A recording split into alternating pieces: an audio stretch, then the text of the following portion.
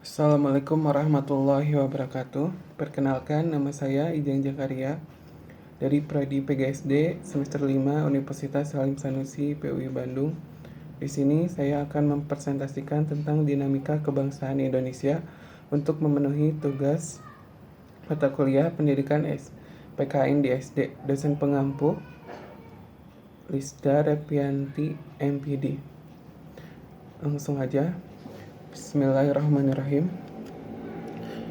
Yang pertama, pengertian dinamika kebangsaan di Indonesia.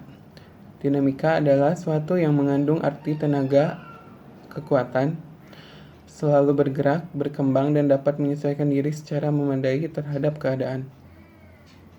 Dinamika juga berarti adanya interaksi dan interdependensi antara masyarakat dengan masyarakat lain dalam sebuah negara secara keseluruhan. Keadaan ini dapat terjadi karena selama ada masyarakat, semangat kelompok masyarakat terus-menerus ada dalam masyarakat itu. Oleh karena itu, masyarakat negara tersebut bersifat dinamis. Artinya setiap saat masyarakat bersangkutan dapat berubah. Nah, yang selanjutnya, dinamika kebudayaan dan kebangsaan Indonesia. Yang pertama, Indonesia merupakan negara kepulauan dengan sejumlah pulau yang begitu banyak. Dan secara geografis, letak Indonesia berada dalam posisi yang strategis karena berada dalam jalur perdagangan dunia.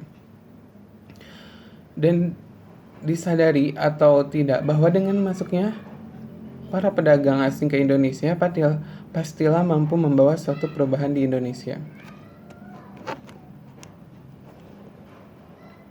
Namun, jika kita melihat kondisi bangsa Indonesia saat ini, Indonesia dengan potensi baik sumber daya alam dan sumber daya manusia yang begitu banyak justru mengalami suatu kemunduran. Konflik-konflik masih sering terjadi dan pemberontakan yang terjadi di berbagai daerah, meskipun bukanlah hal yang baru bagi bangsa Indonesia. Kalau kita miliki pada zaman Orde Lama, ada berbagai macam pemberontakan gerakan 30 September dan disusul dengan DI atau TII atau ada juga GAM, RMS, dan lainnya. Dan selanjutnya, 9 dinamika kehidupan negara bangsa Indonesia pada masa sentralisasi, khususnya pada masa Orde Baru sebagai berikut. Nah, yang pertama, pembangunan ekonomi dalam arti pertumbuhan ekonomi berjalan baik.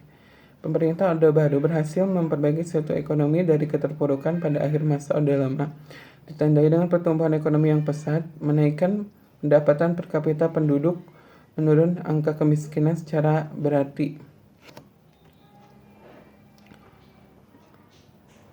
Nah, yang kedua, walaupun pertumbuhan ekonomi tinggal dan angka kemiskinan menurun, walaupun pertumbuhan ekonomi tinggi dan angka kemiskinan menurun, pemerintah ekonomi tidak terjadi. Hal yang terjadi adalah ketimpangan ekonomi yang besar. Nah, yang ketiga, ciri yang menonjol lain masa sentralisasi utama pada masa Orde Baru adalah terciptanya keamanan yang kuat, ditandai oleh beberapa hal. Pertama, konflik-konflik agraria tidak banyak terjadi. Akibatnya para inspektur perkebunan pertambangan aman tak digangguan penduduk tempatan. Nah, yang keempat, pada masa sentralisasi, perencanaan pembangunan terpusat di pemerintahan pusat dengan kekuatan yang lemah dari pemerintah kabupaten, kota, provinsi terhadap kebijakan yang dibuat. Yang kelima, pada masa sentralisasi, kontrol sosial ekonomi pemerintah lokal terhadap situasi lokal lemah. Yang keenam, di daerah terbuka hanya sedikit kesempatan bagi orang yang awam untuk mengekspresikan perasaan mereka tentang kesenjangan kelas, agama, dan etnisitas. Yang ketujuh, terjadi pengikisan lokalisasi secara terstruktur. Yang kedelapan, ciri lain era sentralisasi yaitu lemahnya masyarakat sipil.